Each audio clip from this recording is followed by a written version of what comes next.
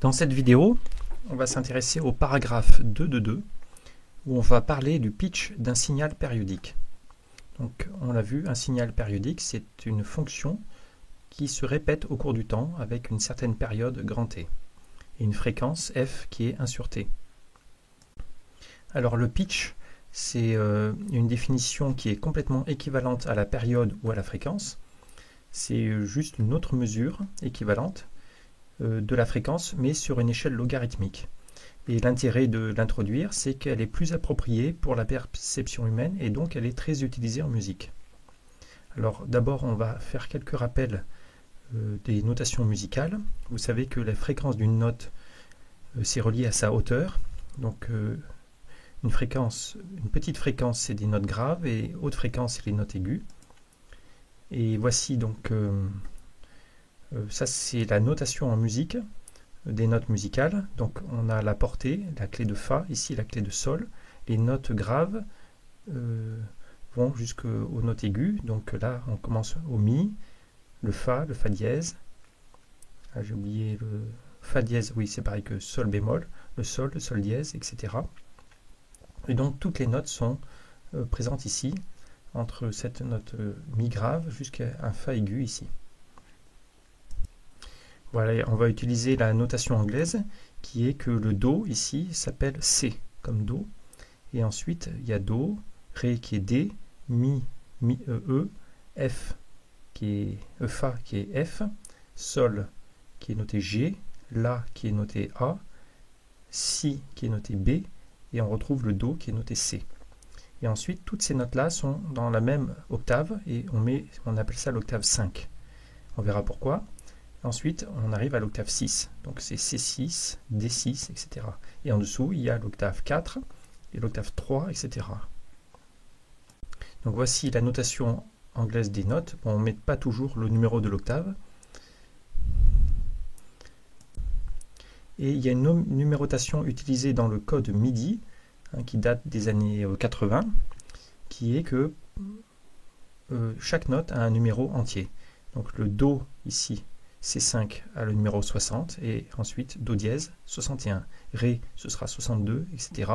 Et comme il y a 12 notes par octave, eh bien le Do C6, ce sera 60 plus 12, donc 72, etc. Et le Do C4, ce sera 60 moins 12, ce qui fait 48.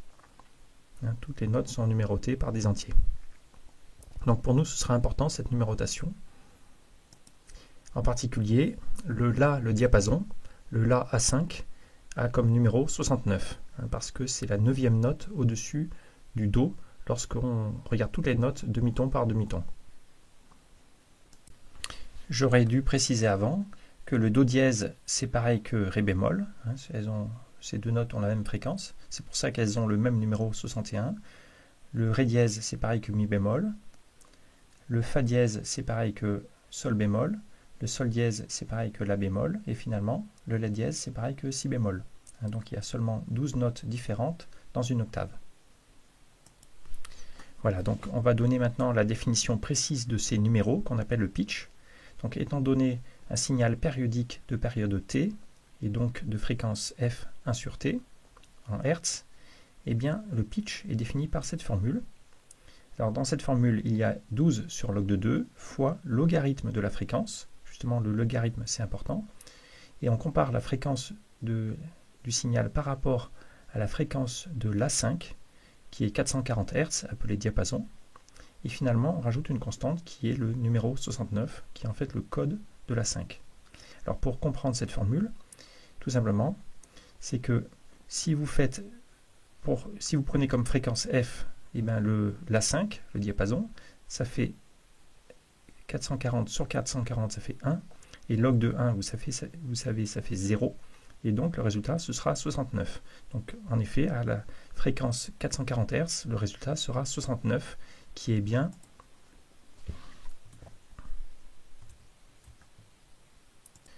voilà, 69, qui est le code qu'on veut associer à l'A5. Et ensuite, si jamais on augmente la fréquence f d'un facteur 2, alors en musique ça correspond à passer à l'octave supérieure, on le verra, donc passer de par exemple, de Do5 à Do6, on augmente d'une octave, donc on augmente de 12 demi-tons, et les fréquences sont multipliées par 2.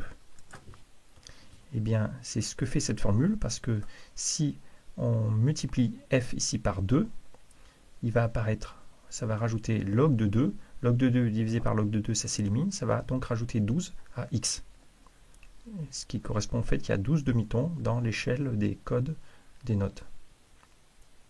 12 demi-tons par octave. Voilà, donc inversement, vous pouvez prendre cette formule et exprimer f à partir de x, et vous avez cette formule suivante qui est aussi intuitive, parce qu'en faisant x égale x du diapason, ça fait 0, 2 puissance 0 ça fait 1, et vous obtenez bien que la fréquence f c'est la fréquence du diapason. Et si x augmente de 12, eh bien vous voyez là ça fera 12 sur 12, ça va donner un facteur 2, 2 puissance 1, donc un facteur 2 pour la multiplication des fréquences, qui est bien la multiplication des fréquences pour chaque octave. Donc en résumé, ces formules et ces définitions correspondent au fait suivant, c'est que par exemple si vous partez du diapason qui est à 440 Hz, c'est la fréquence du La5. Si on multiplie par 2, on a une octave au-dessus, donc le La6 qui est de fréquence 880 Hz, et une octave en dessous, 220 Hz, et encore au-dessus, deux fois plus, le La7 à 1760 Hz. Donc ça c'est l'échelle des fréquences, et comme on l'a dit, en musique, on préfère une échelle logarithmique, comme l'échelle des touches du piano, par exemple, pensez aux touches du piano, où les octaves ont toutes la même largeur, ce qui n'est pas le cas sur l'échelle des fréquences. Vous voyez, les octaves se resserrent dans le grave et s'écartent dans l'aigu. Alors que sur le clavier d'un piano, les octaves ont toutes la même largeur. Et pour faire ça, pour passer d'un facteur multiplicatif x2 à une addition, on prend la fonction logarithmique. Et grâce à ce préfacteur, eh bien, l'octave qui était une multiplication par 2 sur l'échelle des fréquences devient l'addition de 12 sur l'échelle de la variable x qui est le pitch. Et à 440 Hz, on associe le nombre 69, donc à 880 Hz, à l'A6, on va associer le numéro 81, etc.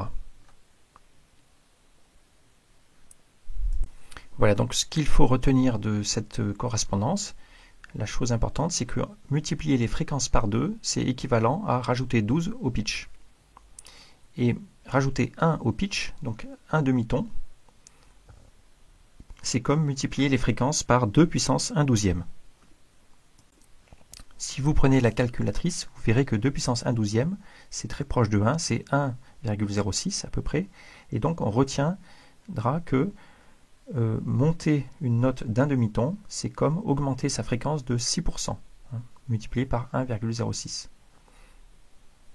Et précisément, on pourrait obtenir le même résultat en remarquant mathématiquement que dans cette formule, si on prend la différentielle de cette formule, on exprime dx à partir de df, vous voyez, et sachant que le logarithme, la différentielle de log de f, c'est df sur f, eh bien vous obtenez la formule suivante, c'est que df sur f, c'est log de 2 sur 12 fois dx. Voilà, et log de 2 sur 12, c'est 0, à peu près 0,06. Donc augmenter dx de 1, ça fait un df sur f qui vaut à peu près 0,06. Et on retiendra que c'est la variation de fréquence pour un demi-ton. Voilà, donc il y a différents exercices ici de compréhension. Par exemple, lorsqu'on augmente le pitch de 3 tons, ce qu'on appelle un triton en musique, de combien est modifiée la fréquence. Alors, dans cette formule ici, on relie n'importe quelle fréquence à un nombre x réel par cette formule. Donc c'est une bijection, ça veut dire que toutes les fréquences sont permises, donc toutes les valeurs de x sont permises. Mais en musique occidentale, depuis le 19e siècle, eh bien, pour des raisons pratiques, il y a un nombre fini de touches sur le piano, par exemple. Ça signifie qu'il y a un nombre fini de fréquences accessibles aux musiciens. Et ce qu'ont choisi les luthiers et fabricants d'instruments au 19e siècle, alors il y a une histoire là-dessus, c'est de choisir des valeurs de x entières. C'est ce qu'on appelle le tempérament égal. C'est ce qu'on a vu donc déjà sur ce schéma, vous voyez, les notes accessibles, il y en a seulement 12 par demi-ton, et donc c'est des valeurs de x entières, 60, 61, 62, 63, 64, etc. On ne peut pas accéder à la note de fréquence 60,5. Par exemple, c'est ce qu'on appellerait un quart de ton en musique, ou 60,2, ou 60,1. Voilà, donc par définition, le tempérament égal, ce sont le choix de notes suivantes, c'est celle dont le pitch est un entier. Et donc le pitch, en plus, on va le décomposer d'après la division euclidienne par 12, comme 12 fois un nombre qu'on appellera l'octave, plus un reste. Donc le reste est compris entre 0 et 11, qui est la note. Et lorsque ce reste est égal à 0, on dira que la note c'est Do. Lorsque le reste c'est 1, ce sera Do dièse, Ré, Ré dièse, etc. jusqu'à Si. Et donc le facteur O s'appelle l'octave. Et par exemple, donc Do 5, on l'a vu, hein, c'est le chiffre 0, car c'est Do, plus 12 fois 5, ça fait 60. Donc c'est le code 60. Le diapason, qui est le La5, c'est le chiffre 9 pour le La, plus 12 fois 5 parce qu'il est à la 5e octave. Ça fait le chiffre 69, etc. Voilà, alors ce choix de limiter les fréquences au demi-ton, c'est un choix purement occidental. Il faut savoir que dans la musique baroque, avant, on utilisait d'autres tempéraments, qu'actuellement, bien sûr, en Occident, on redécouvre d'autres tempéraments, et dans les musiques du monde, dans d'autres cultures, eh bien, d'autres fréquences, d'autres tempéraments sont utilisés et sont très intéressants. En fait, notre oreille, on le verra, est sensible beaucoup plus à des échelles beaucoup plus fines que le demi-ton.